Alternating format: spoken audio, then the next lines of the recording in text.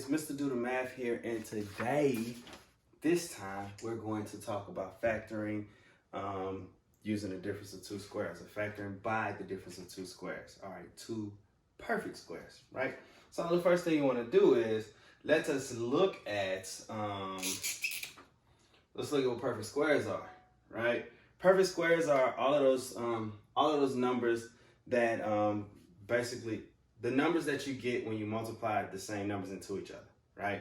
So when we was in elementary school, we learned like one times one is one, 2 times 2 is 4, 3 times 3 is 9, 4 times 4 is 16, 5 times 5 is 25, right?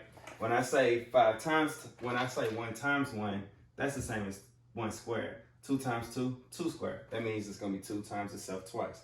3 times 3, 3 squared. 4 times 4, 4 squared. 5 squared. 6 squared is 36. 7 squared, 49, so on and so forth, right? And so basically these numbers here, the numbers that you get are the product of multiplying numbers into themselves is the perfect square. So these are examples of perfect squares, right? And they continue on and on and on. And I challenge you all to learn at least the perfect squares to 20, right? The 20 perfect square, which is 20 times 20 is 400, right? Because if you can consciously remember, especially those numbers between 12 squared to 15 squared, it'll make your math processing a lot faster, right? So anyways, these are what perfect squares are, numerically, right? Perfect squares also exist with variables, right? And what you want to look at with perfect square variables is the exponent. So anytime you have an even exponent, you have a perfect squared variable. So that means that you're essentially dividing the exponent by 2. So x squared is x times x. X to the 4th is x squared times x squared. X to the 6th divided by 2. X to the 3rd squared. X to the 8th, x to the 4th, right? So so these are perfect square variables. So that's x times x squared times x squared, x to the 3rd times x squared, x to the 4th times x to the 4th, right? These are perfect square variables. These are perfect square numbers, right? We good. We clear with that, right? All right, now let us look at what the difference of two squares is. The difference of two squares is exactly what it says. You have two perfect squares being subtracted by each other, right? The minus sign lets you know that it's factorable, right? So as a math teacher, this is how we would represent this. And when I was in high school, I didn't get it, but I kind of get it now. So basically, any number variable to the second power, which represents a perfect square, minus any number variable b to the second power, is going to you can basically you can find they're perfect squares, so you can break them up, you can factor them. So that's going to give you 2 a's, that's a times a, and that's b times b, right? Because of this minus sign, you end up with two binomials, a plus b times a minus b, right?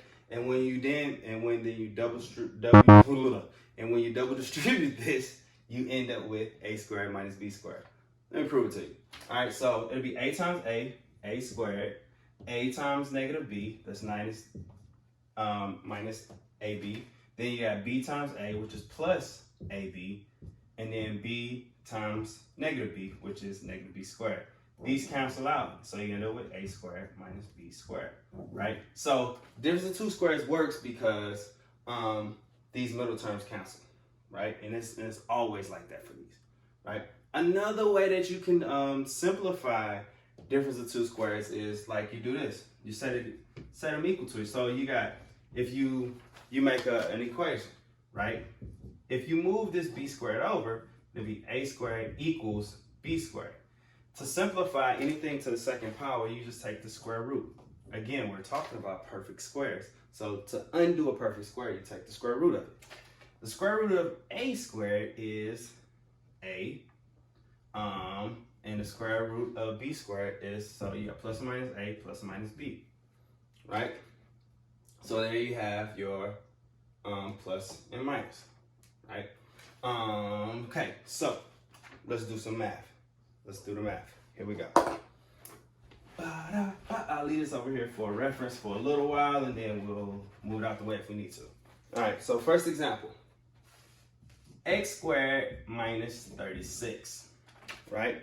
X squared minus 36. X squared is a perfect square because the exponent is positive. I mean, not positive, even, right? So that's x and x. 36, the square root of 36 is 6, right? So the difference of two squares here is going to be x plus 6, x minus 6. That's it, all right? Now, another way you can look at it is like this. You got x squared minus 36 equals 0. You move this 36 over by adding 36 to both sides. Plus 36. So you got x squared equals 36. The square root of both of those is going to be x equals plus and minus 6. X plus 6, x minus 6. All right? So that's when you're solving these. This is when you're simplifying these. Okay? Cool. All right. Let's look at another example. All right. Y squared minus 121. 121 we don't see a lot, right? But when you're older, you don't see it a lot. But when you're younger, you remember that 121 is 11 times 11.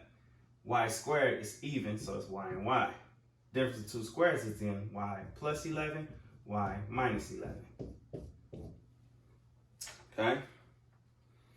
What if I did a squared minus 1? 1 is a perfect square that gets no love at all, right? But nonetheless, 1 is a perfect square. So that's going to be 1 times 1. And then you got these two a's. So the difference of two squares is a plus 1, a minus 1. Okay? Now, what if I had a situation like this? 25x squared minus 16. All right, let's take a look at this. All right, we've not dealt with coefficient on these, right? But again, difference of two squares means that as long as they're perfect squares around, they can be simplified to look like so. I like this.